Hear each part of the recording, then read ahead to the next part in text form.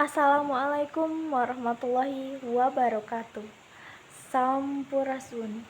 Tepangkeun nami Abdi Rusmini.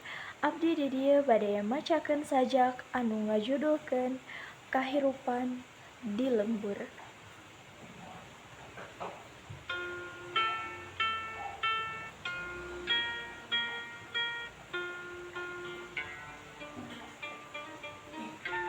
Panon poe moncorong nyaangan lembur, embun isuk ngagantung dina dangdaunan, sora hayam kongkorongok patembalan, ngahudangkeun sagala rupa kahirupan.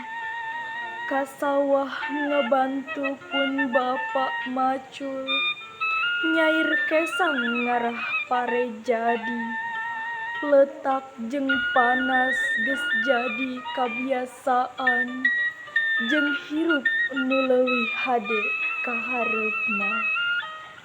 Sorena ngumpul jeung babaturan di buruan, ngobrolkeun lalakon sapopoe, bari ngarasakeun angin ngahiliwir, kahirupan di lembur nu pinuh karukunan.